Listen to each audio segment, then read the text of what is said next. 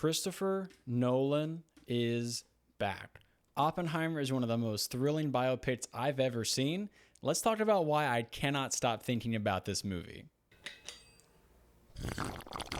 The first thing that stands out is the way they capture the intelligence and complexity of the central character. The movie is based on a 700-page biography about J. Robert Oppenheimer, who is the real-life leader of the Manhattan Project. He created the first nuclear weapon, and that's a pretty big deal. The movie dives deep into the conflicted mind of Oppenheimer. He had a complicated personal life, all while thinking about theoretical physics. I'm not going to pretend like I know all the science behind what the scientists talk about in this movie, but the dialogue does require you to use a bit of brain power. This is not a casual experience. It kind of demands a highly intellectual audience, which makes for a unique experience. Watching Oppenheimer truly felt like someone was reading a book to me for 3 hours straight. And there's a lot of detail and information. It's pretty dialogue heavy and doesn't rely on action to tell the story, which is a bit different than most of Chris Nolan's movies. That being said, Nolan's direction and screenplay for this film once again prove just how talented he really is. He takes the audience on a roller coaster through Oppenheimer's inner struggles, his moral dilemmas, and the existential weight of his decisions. The creation of this film is so smart in how it smoothly blends history, science, and emotion into a captivating story. Actors love working with Chris Nolan. Leading up to the premiere of this film, I read so many articles saying just that. How Florence Pugh respected Nolan, Robert Downey Jr. loves him, Matt Damon and Cillian Murphy have nothing but praise for him. Nolan has the ability to bring people together who are really talented, and the cast for this movie is just insane. Cillian Murphy deserves an Oscar nomination for Best Actor for his performance as Oppenheimer. Murphy brings so much depth and vulnerability to the scientist. The way he uses his eyes to make us empathize with his internal struggles is so powerful. RDJ also deserves an Oscar nomination for Best Supporting Actor for playing Lewis Strauss. It's great seeing him flex his skills in this movie compared to other roles that he's done that feel a little bit more trapped. Everyone else is great as supporting characters. Emily Blunt is pretty much sad the whole movie, but her performance is extremely believable given the dark nature of the story.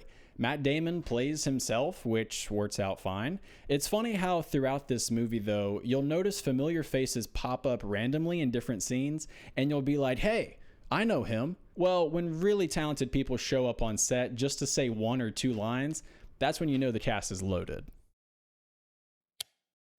This was the first time I watched a movie in an IMAX theater, and oh my gosh, was it worth the hour-long drive to get there. Seeing Oppenheimer in IMAX, knowing it was shot on IMAX film, made for one of my favorite cinematic experiences ever. The screen was incredibly big and clear, and you could really feel the impact of the surround sound. I'm kind of jealous of everyone who saw movies like Interstellar or The Dark Knight in IMAX. Y'all are blessed. But the IMAX experience is only worth it if the cinematography and sound design are on point.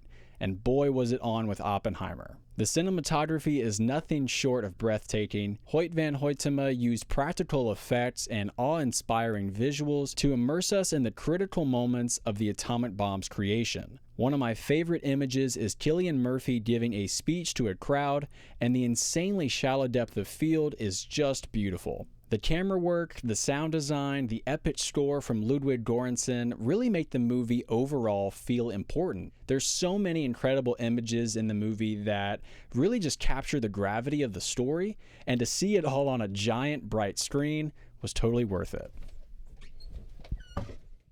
I am a huge Christopher Nolan fan. I've seen all of his feature films, and what Nolan is known for is his fascination with complex and highly intellectual subjects. He loves exploring the human mind, the nature of time, and the consequences of people's actions. Check out this clip of Nolan explaining what drew him to Oppenheimer's story.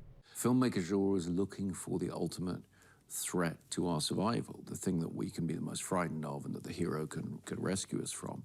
What I first learned about Oppenheimer's story that really grabbed me was that there was this moment where he and his fellow scientists on the Manhattan Project could not eliminate the potential of a chain reaction from that first test that would destroy the entire world.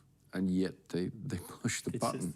And, you know, to me, those are the highest stakes I've ever heard of for a movie that's, you know, a very, very dramatic situation. Yeah. This story provides the material for Nolan's signature narrative style, which usually involves non-linear timelines and thought-provoking themes. Oppenheimer as a movie functions in a similar way to Nolan's movie Dunkirk, where multiple timelines are happening at the same time, and the audience has to keep up.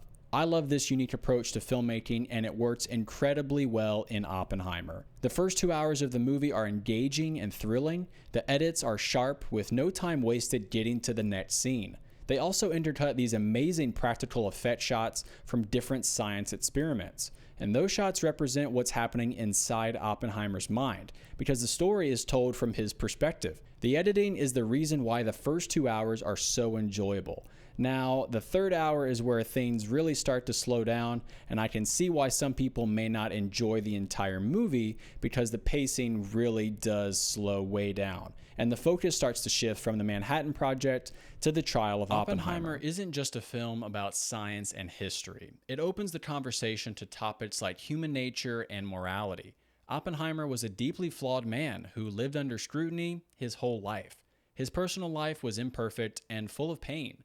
Then combine that with the really heavy subject of what he created.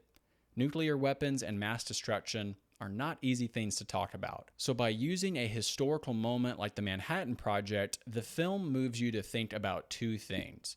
Think about the ethics behind science and the consequences of your actions.